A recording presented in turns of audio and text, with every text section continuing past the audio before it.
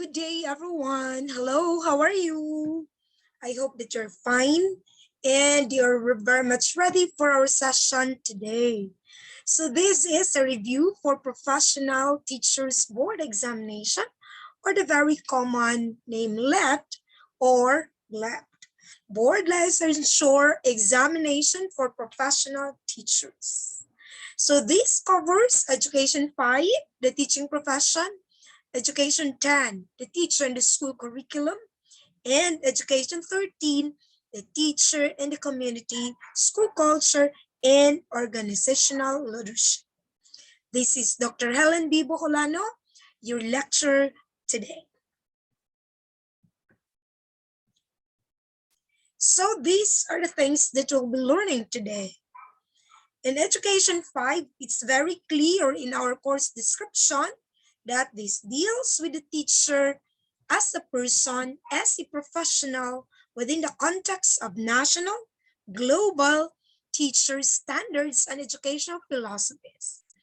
It will include professional ethics, core values, awareness and professional rights, privileges and responsibilities, as well as the teacher's role in the society as a transformative agent of change. Take note of that. In Education 10, or this is in the old curriculum, this is the curriculum development. But in this curriculum, in your curriculum, this is the teacher and the school curriculum. This course includes the fundamental concepts and principles in curriculum development and curriculum as a foundation to engage prospective teachers like you as curricular experts. The more active role of the teacher in planning, implementing, and evaluating school curriculum, as well as managing school curriculum change vis-a-vis various contexts of teaching and learning, and curricular reform shall be given emphasis. And of course, the teacher and the community, school culture, and organizational leadership. This course focuses on society as a context upon which the school have been established.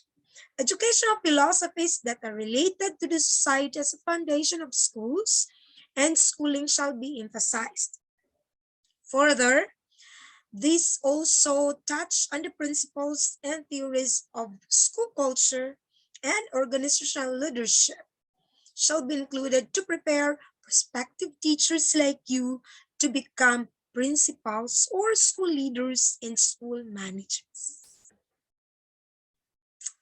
Okay, first thing that will come up to your mind as a future teacher is our code of ethics. Pinoy teacher stories. Teachers are also heroes this time of pandemic. Not only nurses, doctors, and other health professionals. Of course, they're the prime movers in fighting COVID-19. I really salute, you will salute with these health and medical professionals.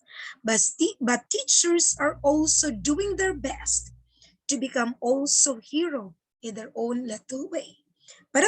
By providing quality education from elementary or the basic education from elementary, secondary, tertiary, and even in advanced higher education. So a closer look on teachers and the teaching profession in the ASEAN and beyond. Take note, we have to say ASEAN 2021, ASEAN 2030. So the basic education levels in the different countries of ASEAN countries, ASEAN, whatever, how will you pronounce it correctly, of course, have 12 years of formal schooling, divided into primary, lower secondary, and upper secondary levels. That's the reason why the Philippines also had this curriculum. And you're the first graduate of the K-12 curriculum in the Philippines. All primary education levels are compulsory, while in some countries, the secondary is voluntary, except Philippines. And in Singapore, the last 2 years levels are pre-university levels. Tertiary level is the college level, which is beyond the basic education in all countries in Asia or in ASEAN member countries, ASEAN member countries. So the ASEAN integration, one vision, parang sa sinulog, di ba? One beat, one dance. One vision, one identity, one community. What are the levels of schooling in the teaching milieu? Primary levels compose usually of the pre-elementary, the play school, of course. Now some of you are beset Bachelor in Early Childhood Education. I really salute you because I am a secondary school teacher by profession. I graduated BS in math.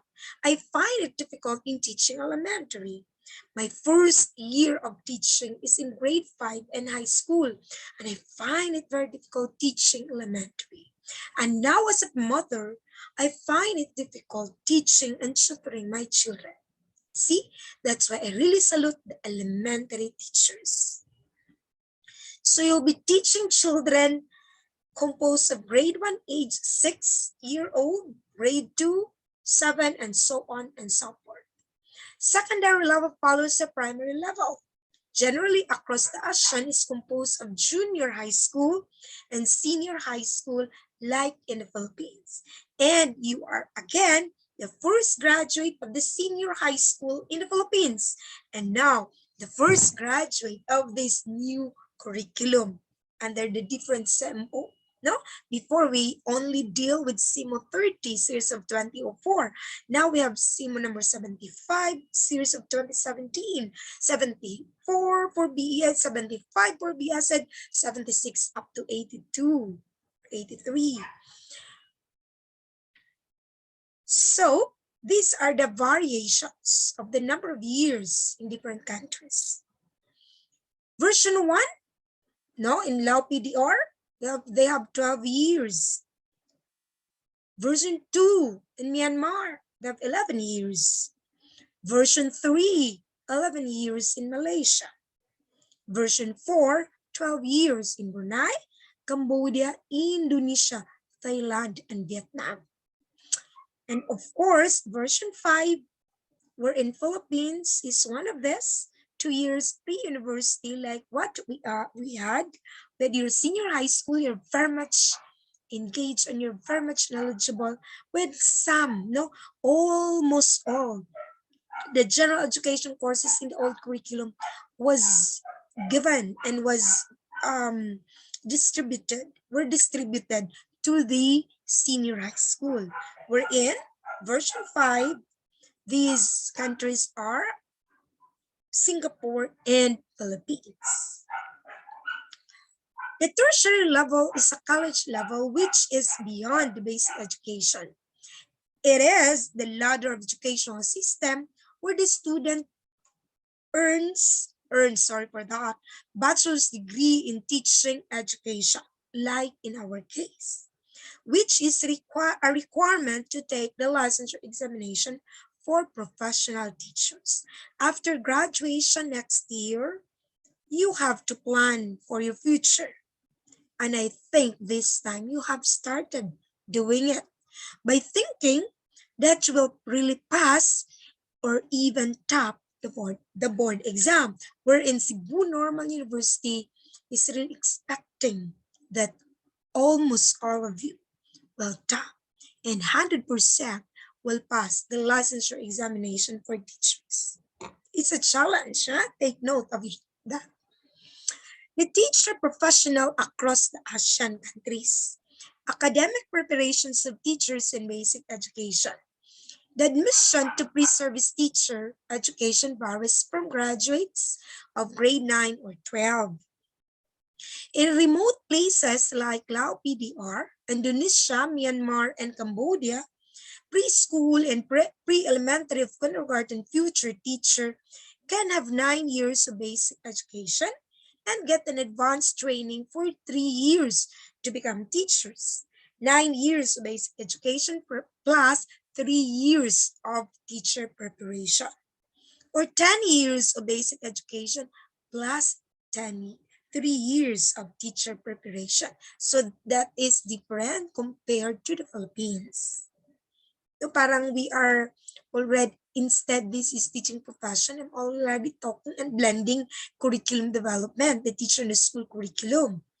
So for teacher in the lower secondary, future teachers should have 12 years of basic education, 2 years of teacher preparation to earn a diploma in teaching. The upper secondary, the requirement is 12 years plus 4 or 5 years of teacher preparation to earn the bachelor's degree. So parang nandito na tayo, di ba? However, for non-education degree graduates, they can take the postgraduate diploma in education or teaching. When Cebu Normal University is also offering this, we call it diploma in professional education. But some schools call it certificate program. Some schools qualifying, whatever is the name, they are going to take 18 units as of this time. But we do not know in the future when there will be new laws to be implemented. This will mean that an equivalent of 12 years of basic education plus 4 or 5 years baccalaureate degree plus 1 year of graduate diploma.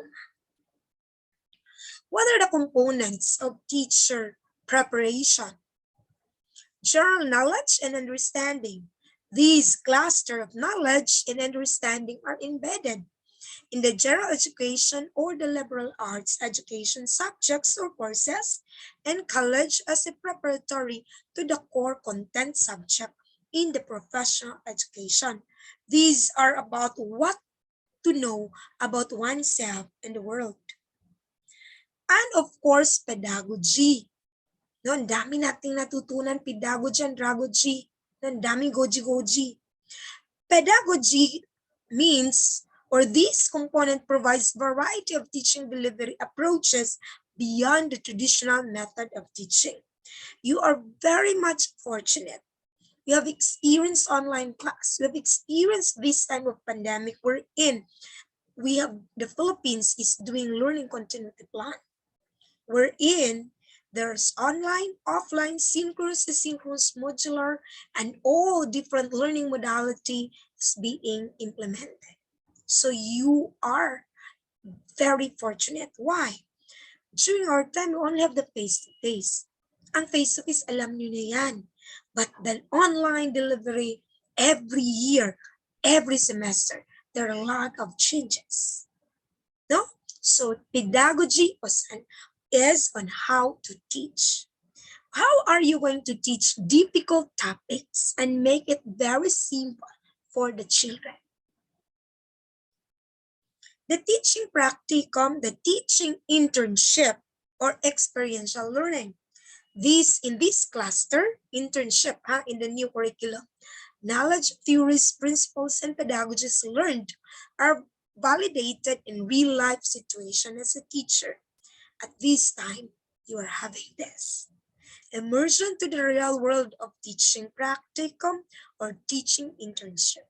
You know what? I have known a school wherein they don't have internship. What they did, they just go to school and demonstrate in front of the teacher. And this is a different story of what you have experienced in the integrated laboratory school. In other specialized knowledge or the major courses. For those who will teach content or discipline in the upper elementary or the secondary level, major content courses are learned. What to teach in a specific discipline or subject area. So you're very much engaged in your different majors. That's why I really believe that in terms of major, in terms of the percentage in the licensure exam, it's just very simple on your part. Excuse me. Teaching profession practices in Asia, in Asian countries. Teachers' major responsibilities. There are 3 major responsibilities. First, the actual teaching refers to the time of engagement of the teacher with the learners.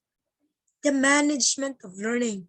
Many of the proof ed teachers or faculty members, professors, and instructors are very much they have a different learning management activity implemented in your classes, especially these online. So there are a lot of management strategy that we can apply in face-to-face and in online or in remote learning. This refers to activities that support the actual teacher.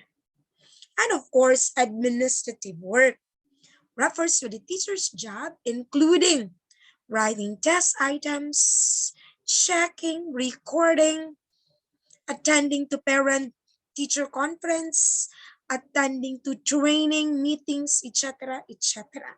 So these are our work. Can you imagine your work? No? So we have a lot of work, but still, it's very important that you should be happy. So the teaching, licensing, and recruitment. Most are licensed as professionals or are certified to teach by the country's appropriate agencies. So different countries has different licensing, what we call this licensing criteria, licensing implementation or practices. In the Philippines, it is the PRC, the Professional Regulation Commission, while in Singapore is the NIE, National Institute of Education. In Thailand, it's the Teacher Education Council, while in Indonesia is ACTA, fourth, licensed, is given to teacher colleges or an authority to teach. So different countries, different practices. Other countries where no licensing provided, certification is issued instead. Teacher recruitment process and qualifications are guided by the Ministry of Education for the public schools and individual private schools under the guidance and policies of each country's and ministry. During our orientation for the Project Alam, we had also the side-by-side pre-service teachers congress, wherein the licensure exams by PRC, then by other like application, recruitment, etc., were also part of that activity, part of the different topics delivered by different speakers. So what are the role of the teachers in the 21st century classroom? Hindi na tayo babalik nung panahon namin, no? But we are now in the 21st century. Sabi nga ng one of the Japanese participants during the Normal University Research Conference way back 2019, let's say in Japan, they already have Society 5.0. Ha? Tayo papunta pa lang or bago pa lang tayo sa Education 4.0, sila nandun na sa 5.0. Ha? Anyway, don't worry, di nilumba. Okay. Provoke students' curiosity and intrinsic motivation to learn. So after my discussion, I want that you will ask questions. No? Establish a safe, supportive, and passive learning environment for all students. When you teach, do not threaten your learners. Let them feel that you love them. It must be enjoyable in the classes. See to it that you have fun. Ngayon, anong ginagawa niyo? You're just watching me, discussing, talking, and you did not interact. So maybe it's very important that you have, when you teach, remember, teaching during class discussion in a formal classroom is different from attending a review class. I always said this when I had lecture in the face-to-face in the licensure exam. I always told our students that iba pag review, iba pag klase. But even in the review, see to it that your learners are happy. Are you happy now? Type in our chat box if you are happy. Okay, type happy or type I'm happy. Or if you're sad, feel free to tell the world and tell your classmates that you're sad. Maybe some of us can extend our help to you. Another is encourage cultural awareness and cultural sensitivity in students. Encourage cooperation among students. It is very important that you must cooperate with each other. Like in the classroom, it's very important to have cooperative learning. Take note that learning community is very essential, especially this time of pandemic. Diba sa DepEd may LAC session? So yeah, they created a small learning community, professional community practice. Then act as classroom facilitator. Make students feel appreciated. Have long and short-term plans.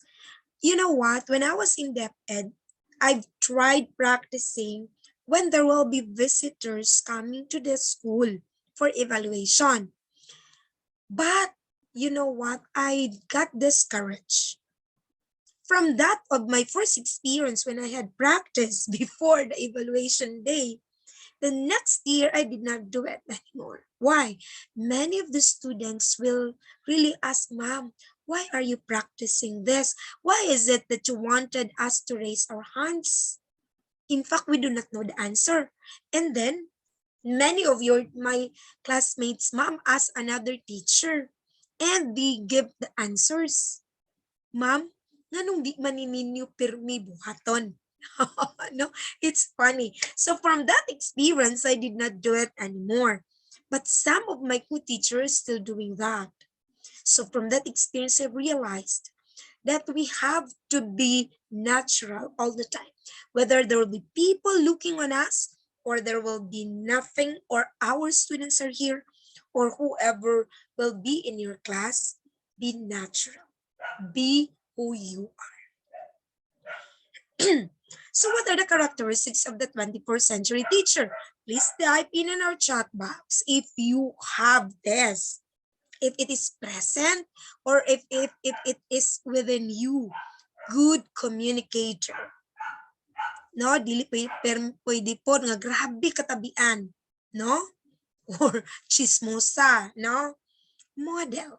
Hindi model gaya ng mga artista, but of course, a role model. Adapter. Many of the teachers this time do not like the flexible learning delivery. They feel that modular instruction isn't good. But why is it there are a lot of researches?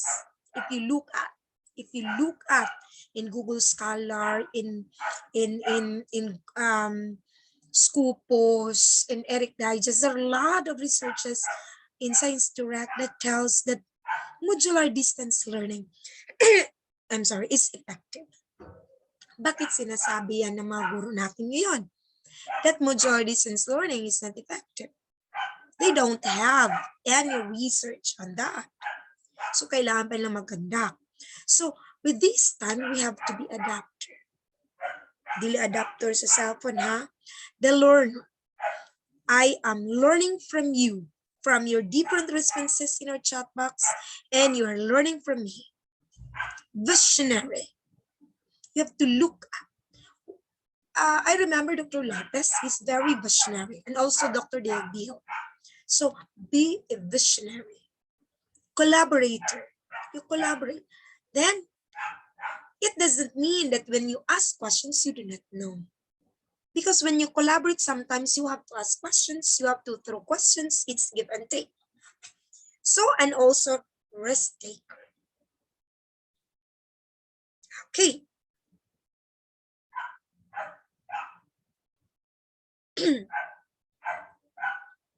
So, you should also be a risk taker. Parang, if I will do this, di lang ko kay mahadlo ko. No. If you're doing the right thing, go. But if you're not doing the right thing, you do not do that. Ma'am, I will collect 5 pesos because I need to buy plants, animals, whatever. That is not a risk taker. That may be a corruption. So don't do that. No, don't do that. Pero being risk taker, like for example, I'll give you a very concrete example. There was a school in Mindanao. This was a long time ago. when I started until teach in UP Diliman, this was in the old curriculum, 2005, 2004. Same 20, our training was 2004. There was a teacher that won in Microsoft kasi risk-taker siya. Even if they don't have the computer in the school and their principal do not like the student to use computer, nag-insist yung teacher. They utilize internet cafe near the school, of course with all the permission, and the parent really love it. So dinala ng teacher, yung sinking pa nila, binayad ng rental, walang ibang makapasok, sila lang. Then schedule si teacher nandun. At saka yung isang teacher na parang friend niya, silang dalawa, nakagwardya, nakapacilitate. After all, when that was documented by the other teacher, it was documented, it was submitted. They won cash prize plus sets of computer units. So with that, many teachers followed the footsteps of that elementary teacher. So that is an example of a risk-taker. Hindi ha, it's not a risk-taker when you let your student gather data without permission and without ethics clearance. Kasi sabi mo, ay risk-taker ko, I like this, so I will let them do this. O pag walang ethics clearance ha, mali yun. No? And of course, following the safety health protocol. What are the characteristics of professionalism? Commitment to learners. As a teacher, you should be committed to your learners. No, you know what? Me, I really love teaching. I wanted to teach. If I'm tired and then I'm facing my student, kawawala yung pagod ko. Why? Because I feel that the learners are my motivators. They're not stressors. Reflective practice. Think. Am I right? Tama ba yun? What are my deficiencies? Then professional knowledge. That's why we continue learning, relearning, and unlearning. You continue attending school, master's degree, doctorate degree, diploma degree program, or not a degree program, diploma courses, or training, seminars, and so on. Decision making, commitment to learning, reflective practice, and professional knowledge. See, nandun yung professional knowledge. You should know what to teach and how to teach. So these are the professional attributes of teachers. In terms of teaching competence, we have the understanding of the curriculum, effective desired learning plan, resourcefulness, classroom management, behavior management, grading system, versatility, individual perspective, for diversity, organized and flexible. So you have a plan, pero sometimes you should be flexible. Or you're planning to give a test, run out, black out. What will you do? Of course, reschedule. You have the communication skills and community linkages. So Ma'am Navarro, Dr. Navarro is very good in community linkages. You should know how to link with your community. And here are the personal attributes: sense of values, of course, sense of humor. No, do not be too serious kasi pag serious kayo, baka mamamatay sila kasi serious. No, accessibility and appearance. You should look good and beautiful. Even if you are tired, even if you are not very good looking, but when you smile in front of your student, tapos yung buhok natin, kailangan rin nating suklayin. No? Then you have the passion to teach, enthusiasm, motivation, honesty. It is very important that we should be honest and sincere. Open-mindedness. That's why most of the teachers are recruited for networking activity. Kasi di ba siya, open-minded ka ba? Oh. Good morning, ladies and gentlemen. Oh, even if it's evening.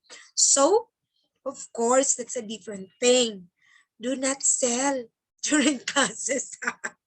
Masama iyon in the teaching profession. Then, patience. And of course, square dealing. Be fair to everyone. What are the trends, issues, and policies in Philippine educational system? The Philippine education system can be described as a dynamic one. It has undergone several stages of development from the Spanish era to the present. During dating back at the pre-Magellanic period, the Philippine education was informal. Diba? Before it was informal. Okay, but now it is different thing. No? Learning was more experiential than theoretical. The Ministry of Education, Culture and Sports that was MEX before, that was in Education Act of 1982, Batas Pambansa, no? Which later became Department of Education, Culture and Sports by virtue of Executive Order 117, and DEX until change in remaining DEX until change in 1994 when CHED, no, it's there already, and 1995 when TESTA was established, no, that's why we have the Republic Act 7722, the creation of CHED, and the 7796, the creation of TESTA. The Ministry of Education, Culture and Sports created Education Act of 1982, which became, okay, sorry for that, repeatedly, I'm sorry, no, siguro ganito na talaga pag gorgeous. Then, what are the vision of education in the Philippines? Siguro na-memorize natin to, di ba? We have seen the Filipino nation of the future in the best of the Filipino today, nurturing, enhancing, and articulating the best in us are the central task of education. Ito yung ating vision. How about the philosophy na makikita natin sa school, no, especially in the Department of Education schools? The philosophy states that education shall develop citizens who believe in God, love their country and fellow men, and actively participate in building a just Filipino society and conserving and developing the nation's human and material resources. Okay, if you have some comments, you can comment in our chat box. Oh, kaya ba natin to? So about the mission of education. The mission of education intends to provide universal access to quality, relevant education through formal, informal, non-formal channels. It shall develop the young Filipino, including the disadvantaged groups. Take note of that. So please don't get angry, but be positive when you will be assigned to the disadvantaged group of children with special needs and extremely difficult circumstances. The knowledge and skills and attitudes necessary for active and successful participation in the economic, political, social, cultural, spiritual, and moral life in just and humane society. I could still remember when I applied in the Department of Education a long time ago in Bethlehem, when I was told to recite the Pledge of Allegiance. Para ba, Mom, they did it? Yes, but you know what? At that time when I recite, I understand each word, how it is applied as a teacher. So about the mission of education. The basic education intends to provide universal access to quality and relevant education through formal, informal, sorry, nabalik na, no, I'm very sorry for this. How about the mandates of Philippine education? Education Act of 1982 mandates that education system to, first, provide for broad general education that will assist individual in the peculiar ecology of his own society to attain his potential as a human being. enhance the range of quality of individual and group participation in the basic functions of the society, acquire essential educational foundation for his development into a productive and versatile citizen. Take note that you have the basic education is the foundation. Have you noticed? If you have a very good elementary education in high school, it's very simple for you. If you have a very good elementary and secondary education, sa college, chicken na lang yun. No? Madali na lang. Then, train the nation manpower in the middle level skills required for national development.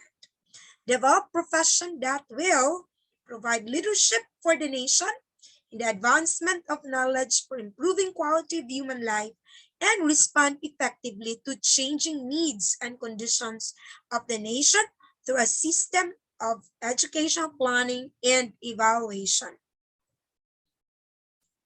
The 1987 Constitution explicitly provides Article 14, Section 1, stating that the state shall protect and promote the right of the citizens to quality education at all levels and shall take appropriate steps to make such education accessible to all. Ano kaya? Mahirap ba to? Hindi. No? Hindi to mahirap. The executive, why hindi ma'am? Because you, as a high school or elementary teacher, should have to give quality education to all students. Executive Order number 117, series of 1987, identifies that DECs to become primarily responsible for the formulation, planning, implementing, and coordinating the policies, plans, and programs and projects in the areas of formal and non-formal education at all levels, be it elementary, secondary, tertiary, technical, vocational, non-formal, sports, and culture, supervise all education institutions, both public and private, and provide establishment and maintenance of complete, adequate, and integrated system of education relevant to the goals of national development. Ang hirap ng gawain ng DECs before. No? So these are the trends and policies. No? So in 2002, when Secretary Rocco, DECs was changed to, renamed to DepEd. No? Kasi nawala na yung culture, pero nandun pa yan. Nandun pa rin. No, iba na lang yung culture and the arts because NCCA has that. So what are the trends, issues, and policies? Establishment of schools. Creating item position for teachers. Oh, kayo after graduation, after passing the board exam, you have to go to DepEd and apply. Magparang, no? Social reform agenda. Entry age of grade 1 and National School Enrollment Day. Diba, nung unang panahon, it was 7. Now, it was reduced. And then, there is a National Enrollment Day. Nung una, hindi yan, no? Education for all, the EFA. Langtanan the school days. Of course, ngayon na iba with the pandemic, no? Hindi na langtaning, but we decide the most essential learning competencies na lang. Hindi naman sabihin natin lang kasi yun talaga ang essential competencies. Dropout intervention program, decentralization of education management, and the learning continuity plan. What are some laws? No, hindi naman natin isa-isahin to kasi review, no? O how can we tackle everything in 3 hours with all some interactions and open forum after. What are some laws affecting the educational system?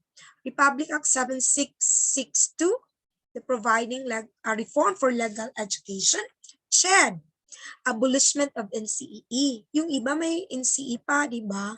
You cannot take 4 years degree program if you will not pass the college exam, entrance exam. 7743, Republic Act 7743, establishment of congressional seats, like this library and barangay reading centers. So, Republic Act yun ha. Bakit may mga reading centers? Creation of TESDA. Then, yung mga Center of Excellence, no? Cebu Normal University Center of Excellence. So, yan ay Republic Act 7784. 7797, the lengthening of school calendars. 7798, the establishment of stock education cooperatives. 7836, ito po yung let law. No? Strengthening the regulation of practice of teaching the Philippines and prescribing the licensure examination for professional teachers. Because noong unang panahon, under yan ng civil service, sila yung magbigay ng guro certificate. Pero yung mga pumasa na noon, nagpo-convert na lang po sa PRC. Okay?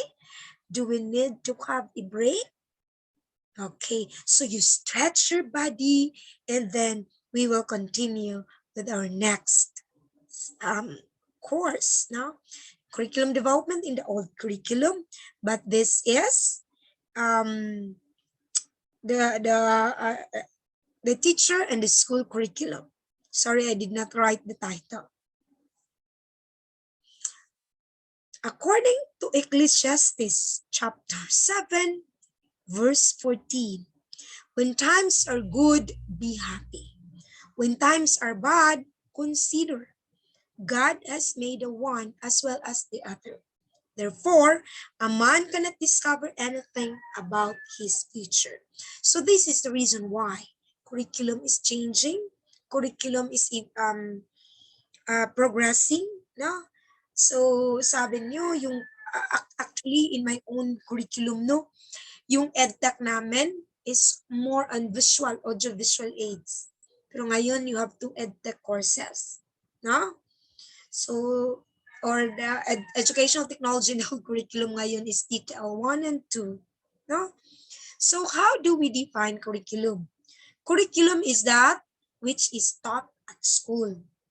Basic, no? Curriculum is a set of subjects. Curriculum is a content. Curriculum is a sequence of courses. How are we going to teach? Arrange it from simple to complex. Curriculum is a set of performance objectives. According to Bundy and Wallace in 2005, the most common definition derived from the word Latin root correre, which means race course. In the same book cited in 2005, for many students, the school curriculum is a race of a run, a series of obstacles or hurdles or subject to be passed. Pag hindi ko na-pass yung grade 1, hindi ako makarating ng grade 2, grade 3, grade 4, 5, 6, 7, 8, 9, 10, 11, 12, then college. No? Curriculum as a discipline. Curriculum is a discipline as a subject of study and on the graduate level of higher education as a major field of study. Curriculum is a discipline because in the graduate and undergraduate students take courses in curriculum development, curriculum theory, curriculum evaluation, secondary school curriculum, elementary school curriculum, community college curriculum, ang daming curriculum. No? So, parang listing. But take note, in your course, the teacher in the school curriculum, you are a curriculum expert. You are a curriculum implementer. So, madali mong gawan ng paraan yung mahirap na subject so that everybody will be able to understand fully. So, curriculum is a sum of learning content, experiences, and resources that are purposely selected, organized, and implemented by the school in the pursuit of its peculiar mandate as a distinct institution of learning and human development. So sometimes when we teach, we focus not only on the content, but also on some experiences related to the content. Pero iba na yun, ha? Pag you will have your life story from the beginning to end, iba na yan. Curriculum concerned with the learning content of or learning experiences of what? and the how of human formation. So, how about the Philippine Republic curriculum? Schools are increasingly using instruction materials that are Philippine-oriented. So, di ba, mas maganda pag contextualize and localize. When you're going to utilize module from Manila, there are different things incorporated there. There are different learning activities incorporated that may not be reliable and may not be feasible in our own place. Kasi dapat contextualize. Memorandum number 30, series of 1996, tagal na, no? Sets the order of the priority in the purchase of books. Books are contributors of Philippine literature, character education, and equipment and permanent features. So, noon pa, mayroon na yan. No? So, very concrete example is Cebu Normal University is also purchasing books that are related. No? Yung mga teacher natin, they requested some titles of the books for the librarian to purchase for the student, for student purposes, so that you'll be able to utilize all these books. In the K-12 program covers kindergarten years of basic education, 6 in the primary, 4 in junior, and 2 in senior high school, to provide sufficient time for the mastery of concepts and skills, develop lifelong learners, and prepare graduates for tertiary education and middle-level skills development, employment, and entrepreneurship. So, if you look at it, you have to remember that at this time, since product kayo ng K-12 curriculum, you master already concepts and skills. So, dito is more on the application phase. Dito is more on the focus kasi teaching tayo, teaching yung focus natin. In terms of content, alam na natin yan. So when you reach home this afternoon, you are already in your, you are at home. After a review, try to revisit content if you are a BS Ed Science. So try to revisit the content of Science grade 7 to 10. Tingnan nyo pag alam mo yung ituro. Tingnan nyo pag alam mo yung mga activity related to that. Pag hindi mo alam, try to study more, research more. Ang dami dyan. No? With flexible learning delivery, madali na lang yon. Just consult Google. Joke lang yon. The universal kindergarten education. Kindergarten has now become integrated into the basic education system to ensure that all grades 1 students are ready for the academic learning. The mother tongue-based, multilingual education, no, I find it very difficult. I have a child who is grade 1 and they have mother tongue. Ang hirap. No, I find it difficult. My children also finds it difficult. My child also finds it difficult, sorry. Yeah, my children kasi yung isa nasa grade 5 na. This includes the following, no? Ito po yung noon, ngayon dumami na to, no? Ilan to? 1, 2, 3, 4, 5, 6, 7, 8, 9, 10, 11, 12. Pero nag-increase na to. Nag-increase na to. No? At the implementation of mother tongue, 12 lang. Pero dumami na to. Medium of instructions will be English and Filipino starting grade 4. So, elementary teachers, BE-Ed, BSNED, BSED find it also difficult in adjusting themselves because they have to learn also MTB. No? Ang hirap. Okay, maybe it's not hirap for you. Core academic areas. So this includes English, Filipino math, and so on and so forth. These are based in college readiness standards of the Commission on Higher Education and are equivalent to the courses offered under general education curriculum of higher education institutions. So if you look at it, alam niya yung Philippine literature, chika na lang yun because I have learned it when I was in college, in grade 11 and 12. Madali na lang yung math. Algebra, wala na yun kasi MMW na here. No? Because these are offered in your senior high school. Then the TVET, Technical Vocational Education and Training. Most of you wanted to have NC1, NC2, 3, 4, 5, 6, 7, 8, 9, 10. No, ha? Walang 10. No, joke lang yun. After finishing a technical vocational level track in grade 12, I think many of you, if you are in TVL track, has already NC2 certification. May expiry yan ha. I don't know how many years will it expire. Siguro 5 ba yun? Please comment in the chat box if you know the expiration of TESTA certificate.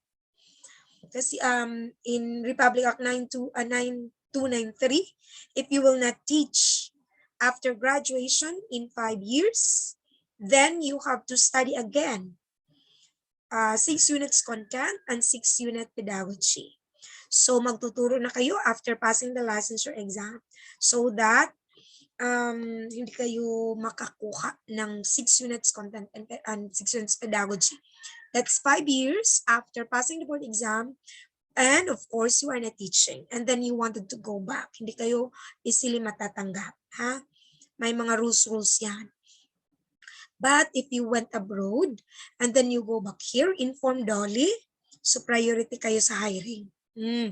Go. May mga ahensya tayo na in charge of all these things. Okay, this is the overview of the Philippine educational system. From 1987 to 2001, DEX pa na ha. DepEd was in 2002. Okay. Yan. So DEX na, Governance of Basic Education Act, we're in. Formally renamed DEX as Department of Education, 2001, implemented in 2002. Transferred Culture and Sports to the National Commission for the Culture and the Arts, NCCA, and the Philippine Sports Commission. But it doesn't mean that in DepEd walang arnis. No, mayroon pa rin. Sasali pa rin tayo ng mga Severa A, ng mga palarong pambansa, and so on and so forth. No, kasi mandate yan as a teacher, ha? Holistic. Then we have Theological Foundations of Curriculum Development, God-centeredness, Christ-centeredness, community-centeredness. That's why in the classroom, you should be good, you should be generous. One of the lessons in grade 1 is generosity. How are you going to show generosity? Diba? Then community-centeredness. How are you going to help the community during this pandemic? Wala man akong pera, ma'am, how can we help? Iba't ibang paraan. No, it doesn't mean that if you don't have the money, you cannot help. You can help in many ways. So how about the psychological dimensions of curriculum development? Learning is a process which brings a change in the individual's way of responding as a result of practice or other experience, or as a relatively permanent change in behavior. Factors to consider in every learning situations. The raw data of sense perception from the stimuli of the present situation. The learning attached to these stimuli, the data furnished by various organs of the body, and are more or less concerned with the learning. So these are the factors to consider in every learning situation.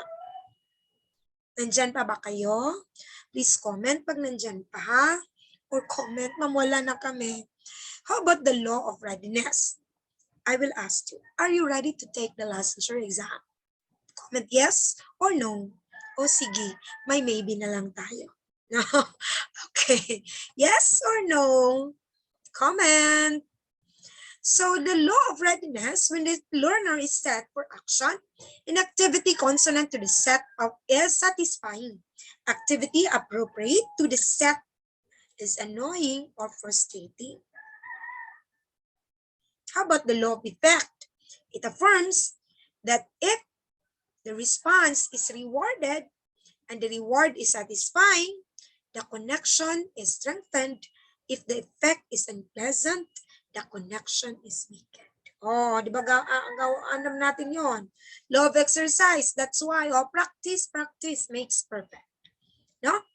Di ba in Bohol, in Bernido's schools, in the LP ba yun? Ang ginawa nila is they are writing. Ako yun ginawa ko when I was in college. I read, I can still memorize things before. When I read, I write important things. I prepare my own questions. I answer my own questions before the exam. No? Ganyan ako. So, iba't ibang learning styles tayo. So, learning will be most effective when the learning situations are related to life as realistically as possible. Learning will most effective when the learner gains confidence in his ability and also acquires favorable attitude and good work habits. Learning will be most effective when the environment contributes positively to the learning situation. Now, environment matters. Learning will be most effective when learning experience help the learner gain an insight through practical use of the relationship with which he is having experience. And learning situations will be most effective when they're adapting to the needs, capacities, and interests of the learners. So, dapat talaga yan. No? Learning will be most effective when the learners feel the need for the experience and outcomes. Learning will be most effective when the students are free from emotional tension. So, again, do not threaten your learners. Learning experiences will be most effective when they're adapted to the normal growth of the learners. So, do not give very difficult tasks to young learners kasi dapat age appropriate.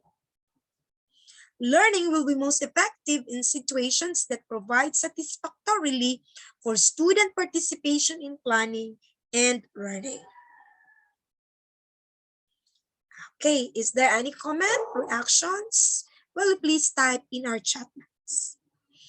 Curriculum development and management of learning. Alam ko si Dr. Corrales is very good in management of learning. Subjective principles, these are concerned with what the learners brings to the learning situation and include self-concept, past experiences, intelligence, motivations, and emotions. And objective principles deal with the factors relevant to the learning situations and include rates of learning and forgetting, reviewing, rewards, self-reward, generalization, and discrimination. Special learning technique, which are used to increase learning efficiency and include masked and distributed learning feedback and overlearning. So what are the factors of learning? Concrete experience, reflective observation, abstract conceptualization, and active experimentation. So nadaanan na natin to. No? So when you teach your children, see to it that you give time for them to practice para ma-relate nila yung pangyayari. Ma-relate nila yung lesson. Okay, I believe that in curriculum development, the process that produces a written plan. So, this curriculum design and structure, implementation, and evaluation. In the implementation and evaluation, I'll just purely say it orally because it's not included in this PowerPoint presentation. So, curriculum design is an overall framework which describes the interaction and congruence of the four basic elements of curriculum design. It has objectives, content, organization, and evaluation. Now, of course, what's the objectives? What are the content based on the objectives? How are you going to organize the scope and sequences? How are you going to evaluate? To measure whether the students are learning or not. Pag nandyan na yun, i-implement na yun ng guro. The teacher will implement and see to it the strength and weaknesses. And after that, there's also an evaluation. So these elements are the basis for the development of textbooks, syllabi, lesson plans, or learning guides. So when you will be indebted in the future, pag they told you to make a module, see to it, sometimes we're just adapting the national module, see to it that it has the elements, and see to it that it has it is widely used based on contextualization, localization, no, and of course the resources can easily be accessed. These different elements are considered singly but interactively in curriculum planning. Is there any questions and comments about the teacher and the school curriculum? Feel free to ask questions. If none, then let's proceed the last course, the teacher and the community, school culture, and organizational leadership. So when you become a teacher, after 3 years, after passing the board exam, you teach. After 3 years, you will be promoted. After 5 years, you'll become principal. 5 to 10 years. So you are interacting the school community, and now you look into how are you going to lead the school. So what's the relationship between education, social mobility, and status? So based on research, education, social mobility interact with each other. What are the rules of schools? Take note, student is the main focus. Schools serve as the shift and direct students by ability levels into different social strata to promote human capital, promote talented, smart, and socially and morally fit students, eliminate or redirect other students. No, hindi eliminate, that does not mean I out ka na. No, but you have to eliminate the cobwebs, the difficulties that they had. So if you feel, take note, walang bobo. Every child is special. There's no such student na dili kamao. All of them has potentials. Whether if their students are good in written, maybe they're not good in oral, or vice versa. Or if their students are good in the exams, but they are not good in drawing. Their students are good in drawing, and so on and so forth. So may mga talent yung students. So this is the framework to understand schools and social status. The human, social, cultural, and academic capital. So there was a study that Cebu has the Ramon Abuetis Foundation wanted that culture will be integrated, and of course NCCA also, National Commission for Culture and the Arts, also wanted that culture will be integrated in the curriculum. So nandyan na yun. But the problem is, for example, contextualize, nasa Cebu tayo, how can we integrate Cebuano culture in the curriculum? Na yung social studies teacher will be teaching, tapos tayo, ako math major, I will also integrate it in my own lesson. So parang thematic, no? Nandun yun sa old curriculum, yung thematic teaching. Social capital and education. Parents' expectations and obligations for educating their children need social with human capital. The network and connections between families whom the school serves and the disciplinary and academic climate at school. Sorry, nawala. I'm sorry for this. No, there is some, clerical error in my PowerPoint. Okay. Yung iba, I think it was deleted.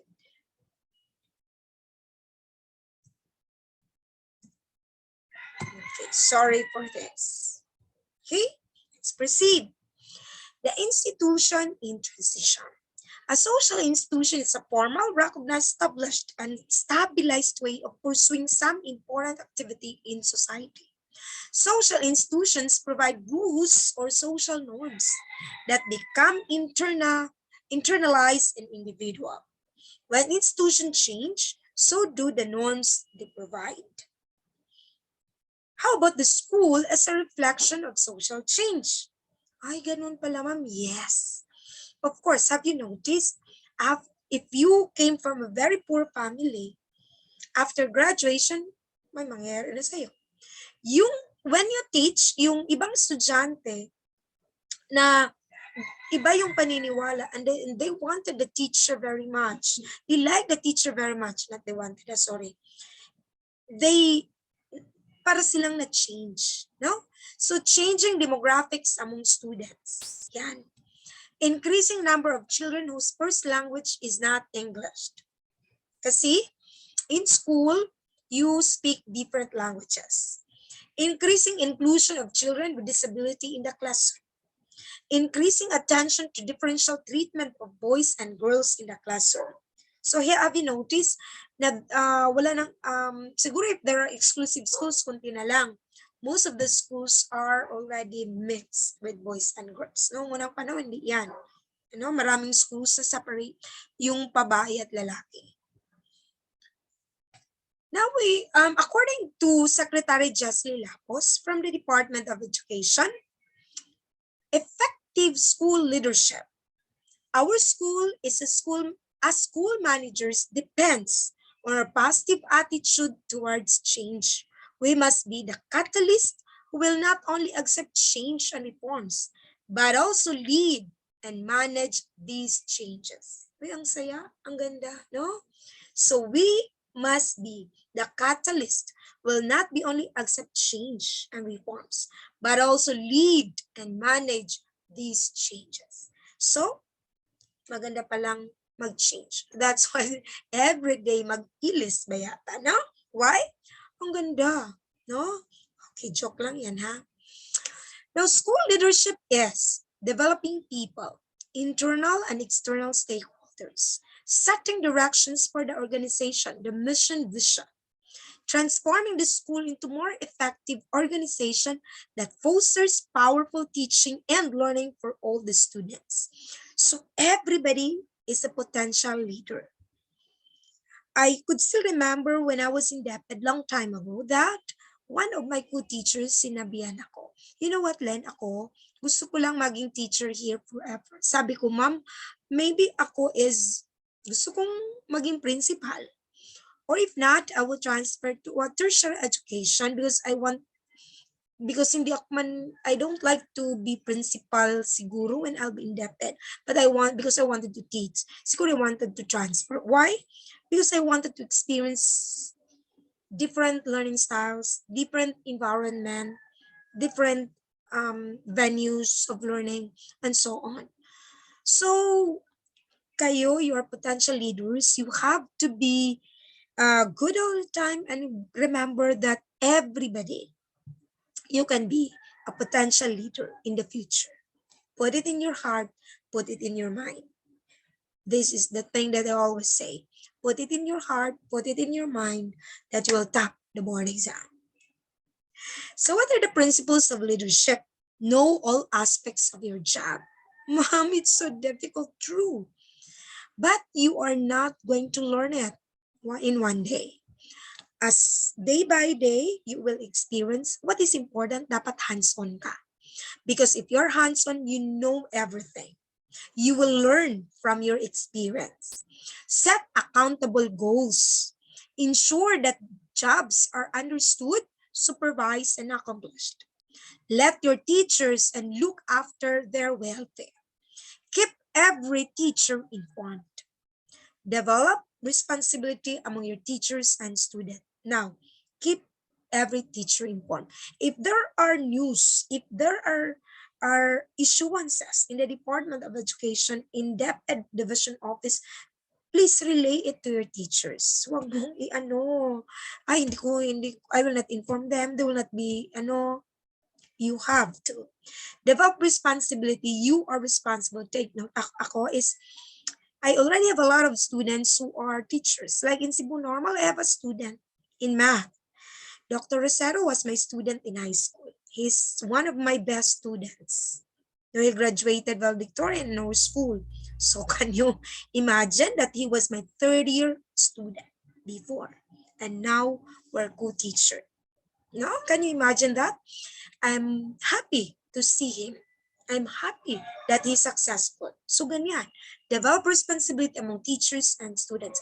Dr. Balo is my student in college, and many of them, Dr. Alda, of course, Miss Joanne Pitancio is my advisee in masters, and many, many more. No, ang dami na.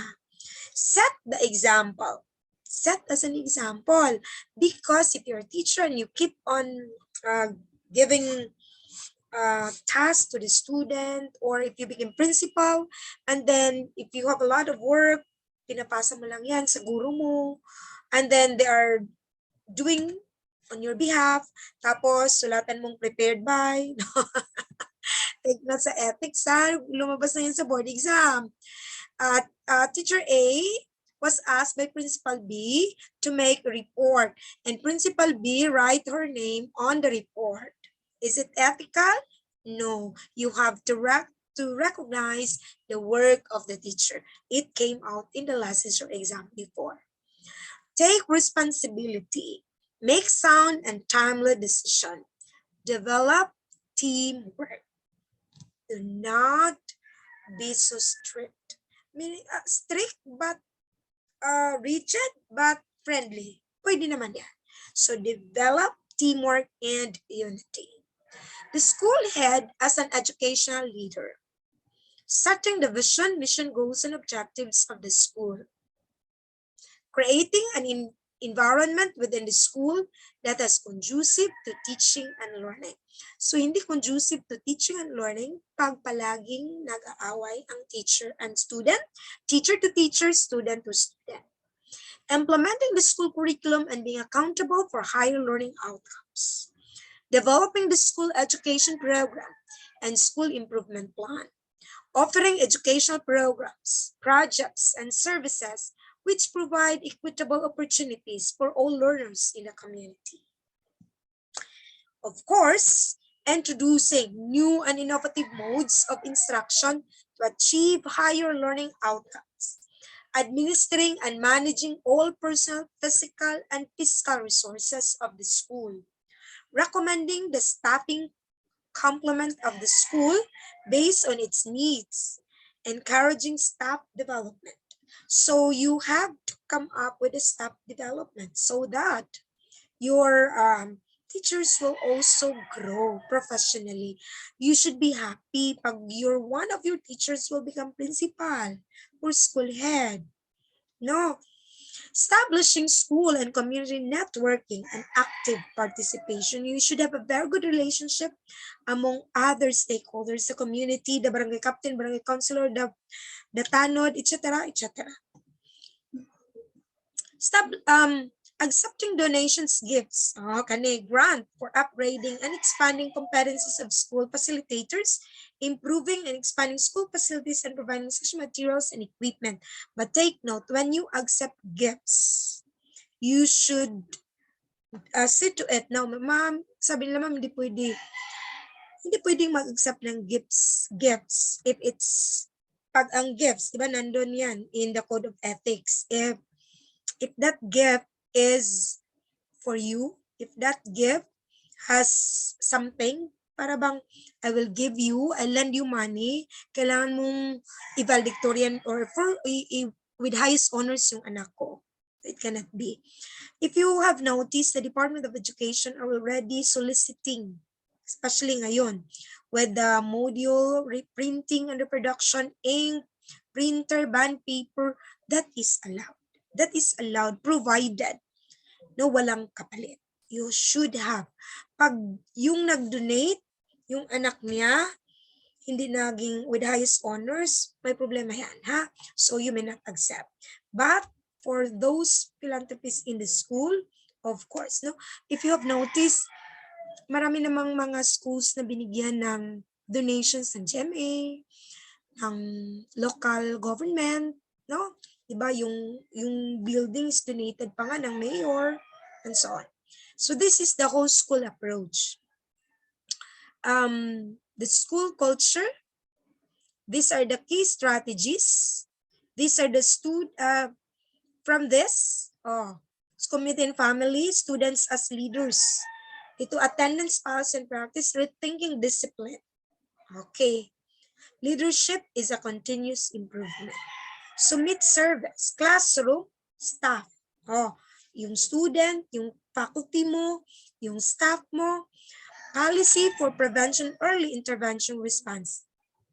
Then, programs to support children in school environment, community partnership, data-driven decision. Sometimes it's easy to not decide by yourself, but sometimes you need to consult. But there are times that you need to decide it by yourself. It is if it is very urgent or administrative in nature. School accountability for students and families, and kani assess for race and gender equity. Now, okay, why are you here? You are reviewing for the board licensure examination for professional teachers in order not to pass, but to top the board exam. Why? Teacher. Okay. You wanted to become a licensed professional teachers. So after your name, Helen B. Bocolano, LPT. Do you want it? Put it in your heart, put it in your mind that you will top the board exam. God bless and have a blessed Friday